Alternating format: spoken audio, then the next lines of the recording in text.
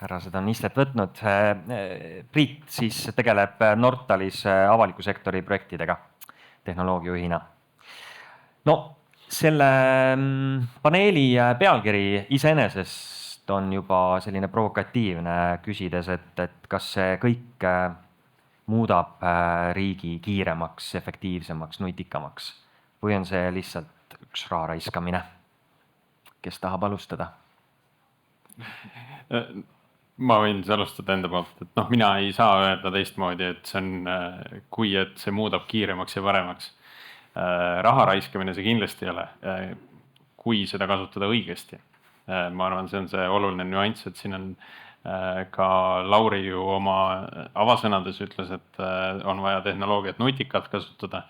Ja see on hästi oluline aspekt, et seda me näeme isegi hästi lihtsates asjades, et kui me küsime AI käest, et mitu õuna on pildil, siis ta eksib, ta võib eksida. Ja kui me teeme seda nutikalt, siis me võime sealt 100 000 õuna pilti läbi lasta ja ta loeb kõik need õunad õigesti kokku. Et siin ongi see erinevus, et kuidas seda õigesti nutikalt teha. Marko, aga kuidas me ikkagi mõõdame, et mis kasu sellest kõigest tõuseb? Sest me saame aru, et tegelikult selle kõigega kaasnevad väga suured kulud jooksvalt. Sel hetkel, kui me seda vestlust siin peame, kuskil tiksub mingisugune taksomeeter. Tööjõukulud, uus tehnoloogia, ressursid, mis võiksid minna kuhugi mujale, et kes lõpuks teeb selle kalkulatsiooni, et kas see kõik on mõistlik? Aitäh! Lisaks siis sellele, et töötan Riias, olen omandanud TalTechis doktorikraadi ja siis ma õpetan ka TalTechis avaliku sektoris tehisintellekti rakendamist ja seal just homme ongi projektide kaitsmine ja lugesin neid projekte, mis tudengid teevad, et tegelikult on niimoodi siis, et mitte kuidas me mõõdame, vaid mida me mõõdame, on nagu õigem küsimus ja selle AI nii-öelda kasuteguri nagu peale tuleb mõelda alates projekti elluviimisest, et saada aru, et mis otsast see nagu lõplik kasu tuleb, et muidugi alguses on kõik see paberil kirjas ja siis kui piloodist jõutakse nagu lõpuks toodangusse, siis näitab reaalsus, et kas üldse näiteks, et ta võib väga hea täpsusega AI lahendus olla, aga kui kasutajad ei tule sinna seda kasutama, siis sellest täpsusest ei ole mingit kasu. Et tegelikult peab ka mõtlema kohe, et oleks nii-öelda kanal olemas, et selle nii need kasutajad jõuavad, mis tegelikult ongi ju probleem senise, kui me räägime nagu, kuhu digiriik täna on jõudnud, et meil on hästi palju neid teenuseid, igaüks asub kuskil mingis portaalis ja on väga hea teenus ilmselt, aga kasutajad ei leia seda üles. Et tegelikult ma toongi siis põhimõtteliselt, et mõõdikutena tuleks siis arvestada seda, et ühelt poolt kindlasti, et ta ei valetaks, et ta oleks usaldusväärne, aga et ta jõuaks ka nende nii-öelda lõpptarbijateni ja lähtuks nende vajadustest. Et ta lahendaks reaalselt nende probleeme ära ja siis lõpuks muidugi, kui ma ütlen, et jõuab toodangusse, et ta ei tohi siis olla ka aeglane selle probleemi lahendamisel. Et lõpuks, kui ta lihtsalt loob uue kanali ja võtab kokkuvõttes sama palju aega kui inimestele helistamine ja meilide vahetamine, siis lõpuks ei ole sellest ikkagi kasu. Et ta peab ka kiiremaks muutma kindlasti. Just nii. Siim, SMIT-is on väga palju selliseid valdkondi, andmebaase, tarkvarasid, millest laiem ring ei peaks üldse teadma, kuidas need töötavad ja mis seal peitub. Aga ikkagi, ka teie ju peate ometi mõõtma kuidagi, et kas meil on mõistlik siin võtta see tehisaru kasutusele, mida ta paremaks teeb. On teil näiteks mingid suuri edulugusid selles osas, kus asi töötab ja teeb seda palju efektiivsemalt, kui seni tehti? No meil on võib-olla eraldi lisakeerukus, mis puudutab tehisaru määrust, kuna see valdkond, ütleme, Siseministeeriumi haldusala tegeleb natukene võib-olla tundlikema teemadega, siis ka need tundlikumad teemad on oluliselt rohkem reguleeritud kui võib-olla siis mingisugused avalikkusele paistvad teenused. Et see kindlasti pidurdab meil natukene täna mingisuguste kas suurte või väikeste keelemudelite rakendamist siis kuskil kas andmeanalüütikas, mingisuguses äriprotsessi siis selle lülitamises.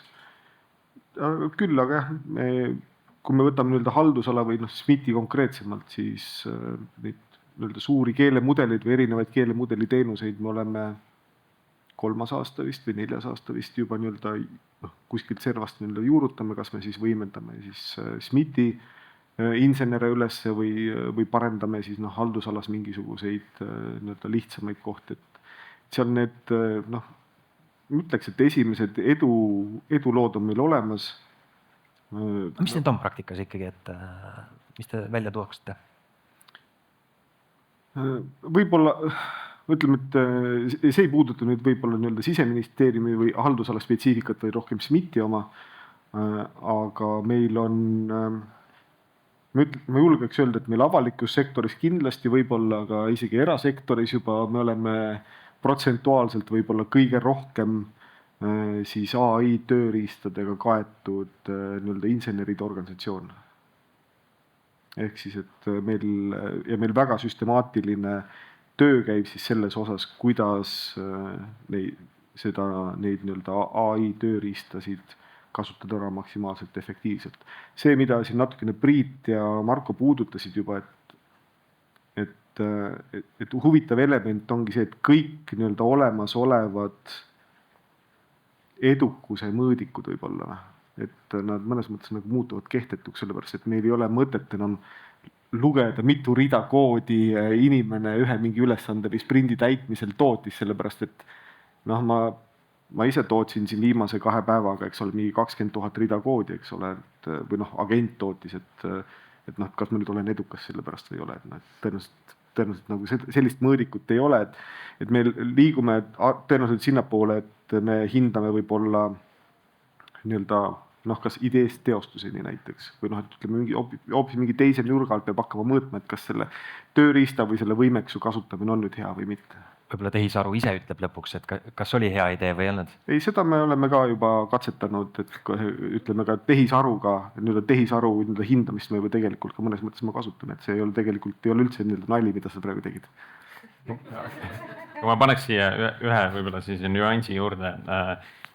Hiljuti nägin ühte riigi poolt avaldatud reklaamvideot sellisest lahendusest nagu Valdur AI lahendus, mille eesmärk on siis hinnata avaldatud töökuulutusi selles valguses, et kas seal on midagi sobimatut, kas seal on mingeid võib-olla rassistlikke konnotatsioone, mingit soolist diskrimineerimist, seal on terve hunnik inimeste defineeritud reegleid ja siis AI aitab hinnata seda töökuulutust ja öelda, et kas mõni nendest reeglitest kehtib ja siis tõstab punase lipu üles, inimene vaatab peale, et kas siin peaks kontakteeruma ja paluma teksti muuta. Näiteks hästi lihtne, küsitakse kandidaadi pilti. See ei ole tegelikult, et milleks seda vaja on tööle kandideerimisel. Ja see minu jaoks eraldab selle, et mis see väärtus on sellest lahendusest, et see väärtus ei ole kvantitatiivne ju, me ei saa öelda, et nüüd me hoiame nii palju raha kokku või seda raha on väga raske, seda mõõdikut on sinna väga raske panna. Et see on ikkagi ühelt poolt isegi väärtuspõhine, mitte ainult kvalitatiivne, et keegi ei saa paremat teenust tänu sellele, aga võib-olla meie üleüldine selline töökuulutuste foon läheb ühtlasemaks ja arvestavamaks kõikide gruppidega. Et ka siin on, kuidas me seda väärtust mõõdame, et see võib olla küll mõõdik, aga siis see mõõdik on selline, mis on AI poolt genereeritud, sest teistmoodi me ei suuda kõiki neid töökuulutusi läbi filtreerida ja seda hinnangut anda. Et inimesele see töö ei oleks teostatav. Ehk et see ei ole nagu 4-realine maantee, mis on investeering, mis toodab ennast ikkagi mingil moel tagasi majandusse või ma ei tea, inimeludesse. Et seda tuleb vaadata kui investeeringut lihtsalt, mis tuleb teha. See on mõneti väärtuspõhine investeering, eks ta toodab tagasi, aga jällegi need mõjutegurid on nii nii laiad ja nii kauged, et me ei saa sinna konkreetselt näppu panna peale. See asi, millele me saame näpu peale panna, on see, et meil on aktsepteerivam ja kõigile võrdseid võimalusi loov keskkond, mis on omaette väga oluline asi. No Siim siin juba ütles, et nemad on kõige tublimad. Nemad on kõige kaugemale jõudnud ja kõige rohkem seda tehisintellekti kasutavad. Aga kas on veel avalikus sektoris tublisid tegijaid, kellel on midagi ka konkreetset ette näidata? Mitte see, et väga paljud projektid, oleme selged, on ikkagi sellised, et vaatame, kuhu see asi meid lõpuks kannab, eks. Aga kas kuskil on asjad juba nagu päriselt töös, kus me saame öelda maksumaksjale, näete, enne tegi seda 150 ametnikku, täna teeb seda üks tehisaru. Ma võtaks siit tegelikult kohe ikkagi sõna endale, et kui me toome neid näiteid, siis see näide ei pea olema tingimata see, et nüüd see kasu paistab välja kodanikule otse. See kasu võib olla kaudne, meil on väga konkreetne näide on olemas juba esimene, et teadupärast riik, kuigi meil on siin see narratiiv üleval, et IT-majad tahavad kõike ise teha, eks ole, teevad seda väga ebaefektiivselt ja erasektorit ei kaasa, siis me tegelikult hangime päris palju erasektorist tarkvaraarendust. Ja me oleme enda hankeprotsessi sedasi ümber pööramas, et me julgustame või me eeldame juba, et meie erasektori partnerid kasutavad AI-d nende samade ülesannete tegemiseks. Ja esimesed näited on meil olemas, kus need tulemipõhised hanked on meil juba mingisugune kas 5 korda odavamad või 10 korda odavamad, sellepärast et nende tööriistade kasutamisest saadav kasu jõuab lõpuks meieni ja sealt jõuab ringiga ka siis selle odavama või õhema riigini. Ja Allar juba rääkis bürokratist põhimõtteliselt kõik ära, aga Riigi Infosüsteemi Ametis on siis nii-öelda talitus targa tellija rollis, et erasektorilt tellida arendusi, et arendada bürokratti ja seal on siis 2 suunda meil, et üks on see IT nii-öelda platvorm ise, teisel pool on siis keele nii-öelda tarkus, ütleme andmeteaduse ressurss, mis teeb siis bürokrati targaks. Ja see on nüüd, ma arvan, et üks hea näide, kuidas me teeme ühte asja, mis sobib tervele avalikule sektorile. Et nüüd on küsimus, et Allar ütles, et 20 asutust on ju, et miks ainult 20, miks mitte 2200. Et see on juba natuke sihuke teadlikkuse tõstmise ja muutuste protsessi keerukus avalikus sektoris, kuidas sa selle siis ikkagi kasutusele võtad, et meil on nagu uute klientidega kogu aeg avalikus sektoris kõne, selgitame, kuidas seda saab hästi lihtsasti teha, et nende poolt on vaja ainult andmeid avalikult kodulehelt ette anda ja siis nad saavad testida ja siis kasutusele võtta ja see tegelikult kokkuvõttes 150 eurot kuus pluss keelemudeli kulu, mis on mingi 200 eurot ja üks asutus saab bürokrati laivi viia. Ja ma tegin eile väikse vibe codingu ka, et arvutasin siis, ma tean, kuskilt olen kuulnud, et juturoboti nullist arendamine erasektoril on umbes 750 töötundi arendaja kulu. Ja olen näinud ka mingeid hankeid, kus a la mingi 150 000 oleks tellitud uus juturobot, mille vajadused tegelikult katab bürokrat ära, ehk siis kulu, mida asutus ei pea kandma, vaid seda kantakse keskselt ja saab laiendada, skaleerida tervele avalikule sektorile, mis tähendab tegelikult, kui nüüd vibe codingu arvutused olid õiged, on see umbes 11 korda odavam kui ise arendada. Et võtta bürokrat lihtsalt ja kasutada. Kas keegi tahab lisada, tuua mõne konkreetse eduloo veel avalikust sektorist või ma panen täiesti teise käigu sisse ja lähen meie Slido keskkonda ja ma juba näen, et seal on küsimusi, mis teile ei meeldi. Ma siis lisan ühe näite juurde, et neid küsimusi kaugemale lükata. Töötukassa on väga hea näide, kes on juba nagu aastat üle 5, võib-olla isegi kauem, just masinõppemudeleid rakendanud enda töö tõhustamiseks ja parema teenuse pakkumiseks kodanikele. Ja seal tuleb nagu väga oluliselt välja ka see enda teenuse tõhustamine, enda efektiivsuse, sisemine efektiivsuse tõstmine ja kui siis küsimus on, et oot, kas nüüd nagu mingi hunnik Töötukassa inimesi jääb selle võrra töötuks, pigem ei jää. Et see sõnum, mis on sealt poolt tulnud, ongi see, et me küll hakkame tõhusamalt teenust pakkuma, aga teiselt poolt neid teenuseid, mida me tahame pakkuda, on ka rohkem. Et me tahame rohkem olla kontaktis nende inimestega, kellel ongi raskem tööd näiteks leida. Mis tähendab, et see töökoormus ajas kogu aeg on kasvav, et selleks tulebki olemasolevaid asju tõhusamaks muuta. Ja Slido keskkonnas on siis võimalik oma küsimusi kirja panna, kui te lähete Elisa Stage leheküljele elisastage.ee pilve peal, siis valige sealt kindlasti lisalava, et siis lähevad küsimused õigesse aknasse. Aga inimene küsib, et kas äkki oleks mõttekas jälgida ja veidi oodata, kuni AI on piisavalt küps, et seda rakendada targalt, mitte for fun lihtsalt, et õhinapõhiselt, mida kiputakse tegema ja lahendada päris probleeme. Ma ei ole nõus selle lähenemisega, et ega päeva lõpuks see õhinapõhisus on ka väetis innovatsioonile. Et kui me nüüd ootame, nagu millal siis nagu päriselt saab see asi küpseks, võib-olla ei saagi küpseks. Et kaua me siis ootama peame, kuni meil on, siis saame nagu kindlusega öelda, et me lähme nüüd poodi, me ostame selle AI mudeli ja siis ta annab meile garanteeritult siis mingisuguse tulemuse. Aga las Nortali poisid püsivad ja siis, kui valmis on, siis helistavad.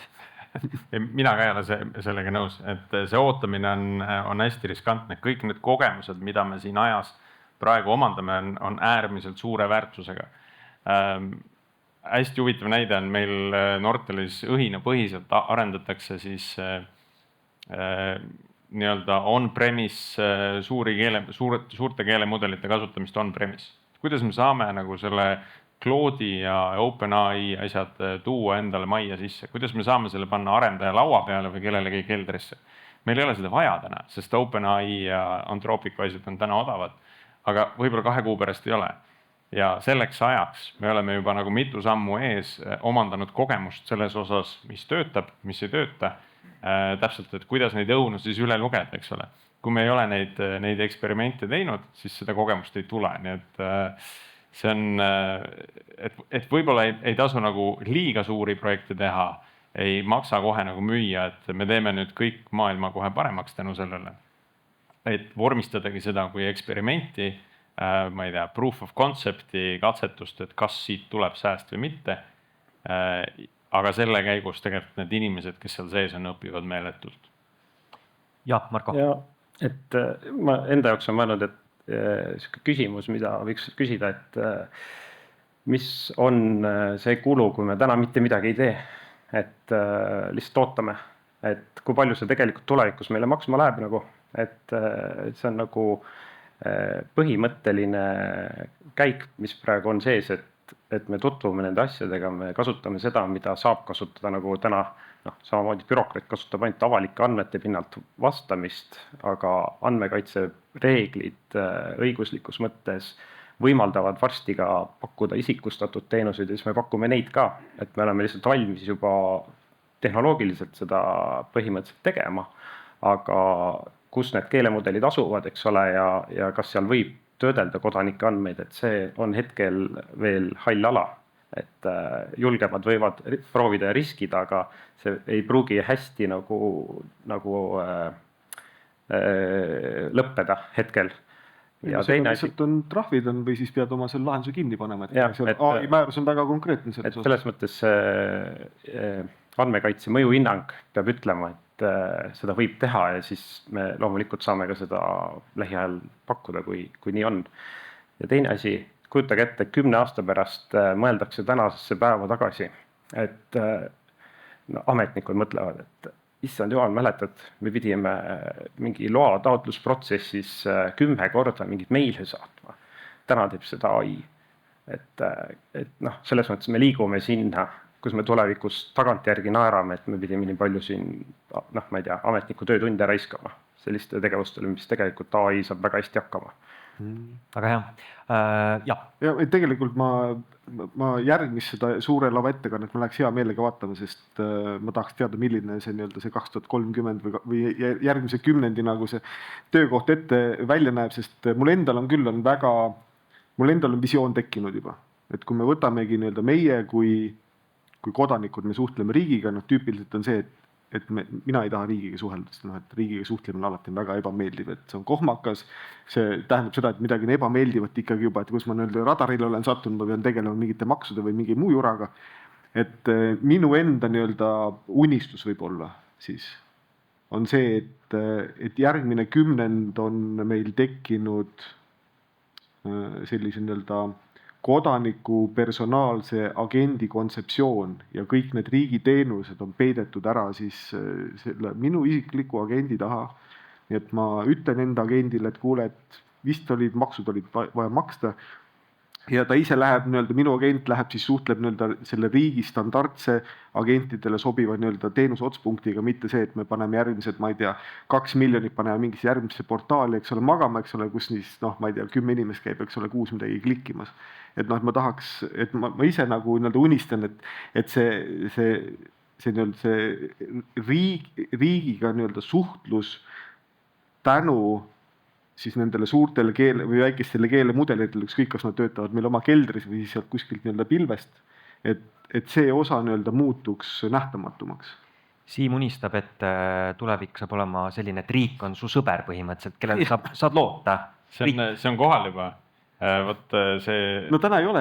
Eesti AI kit, eks ole, mis on ühe e-residendi poolt arendatud, kes ei tahtnud ka käia oma ettevõtte seda tuludeklarit seal maksuameti portaalis maksmas. Ta ütleb Claude'ile, ole hea, maksab maksud ära, algatatakse Smart ID autentimine, skännib sealt terminalist selle QR-koodi, agent läheb maksuametisse, toob tagasi andmed, kui palju see ettevõtte võlgneb. Ta ütleb okei, mine tee makse ära, minnakse LHV Open Bankingu apisse ja tehakse see makse ära. Et see, mina näen rohkem seda, et neid agente tekib nagu tohutul hulgal. Ja suur osa nendest agentidest on kas erasektori poolt pandud püsti kellelgi keldris jooksmas, eks ole.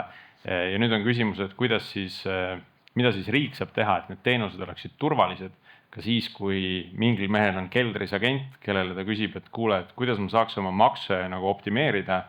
Ja agent otsustab, et kõige õigem viis on Eesti kodakondsusest loobuda ja kolida oma nagu maksundus nagu teise riiki, eks ole. Ja ta teeb selle ära, ilma luba küsimata. Et see on nagu päris hirmus tulevik, mis õnneks nagu veel päris nii lihtne ei ole, aga kui see agentsus jõuab nagu veel kaugemale, siis see võib olla päris. Et küsimus on selles, et mida siis riik teeb, et need agendid saaksid turvaliselt neid teenuseid tarbida, sest et enam ei ole kasutajaks ainult inimene, vaid on need agendid täpselt samamoodi. Tegelikult mulle meeldi nagu ette reklaamida asju, et bürokraatiga läks väga halvasti kunagi ammu, et öeldi, et saad juba lennupiletit tellida aastal 2021, aga põhimõtteliselt riik teeb.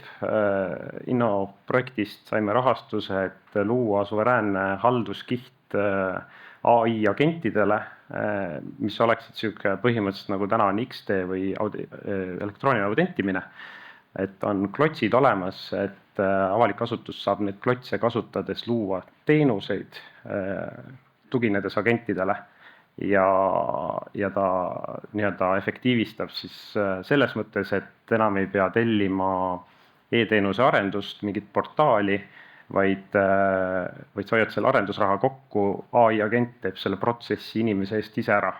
Aga kuna ma ütlesin, ma ei taha reklaamida, see projekt hakkab käima nüüd alles maikuust ja kestab 2 aastat ja me teeme algus piloodi, mis tõestab, kas selline asi üldse töötab. On räägitud palju, et sükest asju saab teha, aga riigis on mitu sükest keerulist teemat, mis tuleb ennem ära lahendada alates õigusest kuni siis ka, et oleks suveräänne see lahendus, mitte nii, et me jääme ühe kindla tootjaga nagu elu lõpuni sõltuma temast, on ju. Et see on see hukukindluse küsimus ka. Ja Marko siin tegelikult tõi sisse selle teema, milleni ma tahtsin ka jõuda. et no me räägime siin hästi suure õhinaga erinevatest tulevikuvisioonidest, aga ikkagi väga paljud projektid jäävad sellisesse pilootfaasi, noh, et proovitakse katsetatakse, andke meil 2 aastat, siis me vaatame, et kas sellest asjast tuleb midagi, eks ju. Et miks see ikkagi on tehisintellekti arendustega nii pikaajaline ja miks paljudest asjadest ikkagi ei tule midagi? Kui see kõik, noh, tegelikult peaks olema palju väiksema vaevaga, et miks need lõpuni läheb? No ma ütleks, et siin on nagu, sa üritad nagu mitut asja korraga käsitleda, et esiteks ma väidan, et kõikide nende katsetuste ajaline ja rahaline siis joon pressitakse väga kõvasti kokku. Kelle poolt? Ütleme, et siis inimeste poolt, kes oskavad kasutada neid tööriistu, ehk siis neid nii-öelda suure keelemudeliga võimendatud vahendeid. Et noh, see ongi see, et ütleme, et noh, see on väga levinud ka erasektoris suurtes ettevõtetes, väga levinud on, et noh, et ka sellised pilootprojektid võtavad aasta või 2, eks ole. Et ma ütleks, et me ei ole kaugel sellest tulevikus, kus need pilootprojektid võtavad aega võib-olla nädala või 2, mitte aasta või 2. Ehk siis, et aga noh, see eeldabki seda, et me iseenda võimekust kasvatame või seda tarkust nii-öelda neid vahendeid kasutada. Et see on nagu kindlasti on lähitulevikus väga suur muudatus, mida ma ise ka siis üritan edendada avalikus sektoris.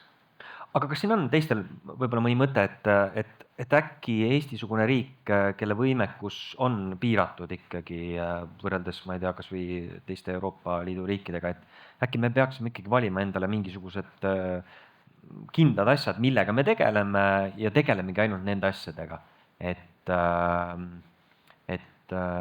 mitte tegeleda nagu 10 ja isegi 100 erinevate projektidega korraga pilootprojekti faasis. Ma arvan, et õige lähenemine on see, et kui luuakse mingi pilootprojekti mingile konkreetsele probleemvaldkonnale, siis mõeldakse kohe ka laiemalt, et see nii-öelda projekt ei jääks käsitlema ainult seda konkreetset probleemvaldkonda, vaid ta oleks sobituv ka teistesse valdkondadesse, et siis ta ju tegelikult täidab mitut eesmärki. Ja täna samamoodi nagu sest e-teenustest rääkisin, et iga e-teenus on loodud mingi konkreetse asja jaoks, see on maksnud palju raha, et prooviks seda nagu AI ajastul vältida, et iga, ma ei tea, ministeeriumi asutus hakkab oma spetsiifilist asja lahendama, aga ei mõtle nagu, et kas ta sobitub nagu suurde pilti ka. Et see võiks olla üks päästerõngas. Millal AI esimest korda riigihanke võidab? Aga ta ju põhimõtteliselt lihtsalt kui ütle, et proovitööd anda nagu hinnad või noh, ütleme ühe skaalana ette, siis need on väga suurepärased kõik, et saad põhimõtteliselt maksimumpunkte järjest. Ehk küsimus on selles, millal me julgeme tunnistada, et AI oli selle taga või? Ei, ma ütleks, et täna ei ole isegi küsimus selles, et kas julgetakse tunnistada, vaid kui see muutub ka, hankeprotsess peab muidugi väga palju muutuma, et nii-öelda kohaneda selle muudatusega, sest siiamaani on, ütleme, on see, et rendime nii-öelda keha, eks ole, erasektorist ja siis ütleme, et tee seda. Ostame rolli. Ostame rolli just, eks ole. Et täna ma ütlen, esimesed nii-öelda õnnestunud hanked on meil juba olemas, kus on nii-öelda see kulu on oluliselt alla tulnud ja kus pakkuja ise ütleb, et me suudame olla palju odavamad tänu sellele, et me juba oskame kasutada, eks ole, siis kas seda Claude'i või kursorit või mis iganes muud tööriiste. Jaa, vaatame veel Slido programmi, no seal on hulka küsimusi selle kohta näiteks, et äkki me peaksime rohkem tegema koostööd Euroopa Liiduga, kes investeerib väga palju AI-sse, AI Factorite kaudu näiteks, et kui palju Eesti avalik sektor on kursis sellega, mis teised riigid teevad? Me oleme tegelikult päris hästi kursis sellega, et siin on natukene, vähemalt see on mu enda isiklik arvamus, meil on natukene nagu siukse muna ja kana probleemi ees oleme hetkel. Et kõik need AI gigatehased, ka see samane, eks ole, mis siin eelmine ettekandja rääkis, eks ole, et keegi riik on ostnud, eks ole, mõne miljoni eest mingi graafikakaarte, eks ole, kus neid keelemudeleid siis saab efektiivselt kasutada. Et meie tänane probleem on see, et meil ei ole niisugust nagu head kompetentsi või niisugust nagu välja töötatud praktikat, kuidas me rakendame neid suuri keelemudeleid nii-öelda kuskile riigi äriprotsessidesse.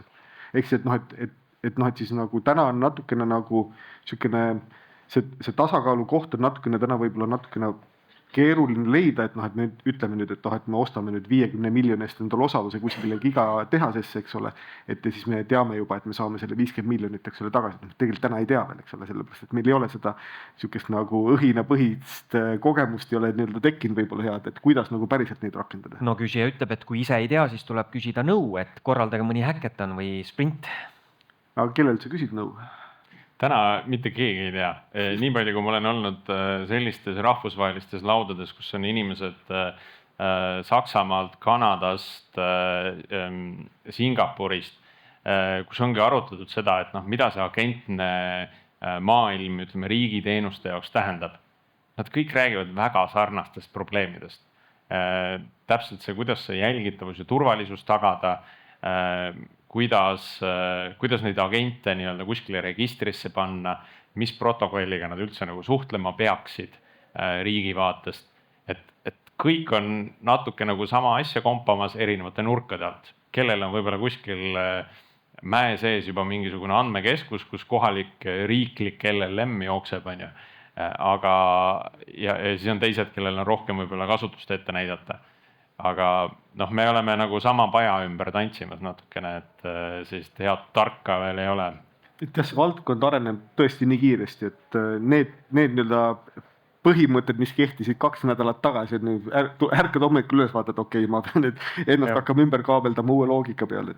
Seda küll, aga päris palju tuleb ikkagi Euroopast näiteks a la juturoboti teemadel küsimus, kuidas te ikkagi selle ära päriselt tegite, et räägime lähemalt, et mul on praegu postkastist kogu aeg tuleb jälle kellegiga vaja rääkida, küll on vaja nagu avalikult seal esineda, Prantsusmaal näiteks järgmine nädal tulevad sakslaste uurimisgrupp bürokrati sellist nähtavusauditit tegema, et kuna kõik nagu märkavad, et see asi nagu päriselt on olemas ja töötab, siis me tegelikult jagame Euroopale tagasi seda kogemust sellel teemal vähemalt. Aga agendid on jah täiesti, ma ütlen ka, et kui täna peaks mingi tehnoloogilise otsuse tegema, siis ülehomme tuleks see juba ümber vaadata, et see lihtsalt tõesti areng on nii suur praegu. Ja härrased, aeg surub väga kiirelt peale, ukse vahelt tuleb juba toidulõhna. Ma küsin hästi konkreetse küsimuse ja eeldan ühesõnalist vastust.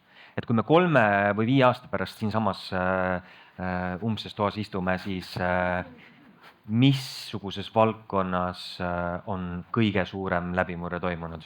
Kõikides valdkondades. Kas keegi tahab lisada midagi? Ma ütlen sama. Ma pean ka sama ütlema, ma kaldun nagu sinna agentide kasutamise poole. Aga see on meie tänane teadmine, eks ole? See on meie tänane teadmine ja, et tegelikult ikkagi muutub kõik. Suur tänu, ma arvan, et meie panelistid on teeninud ühe suure aplausi.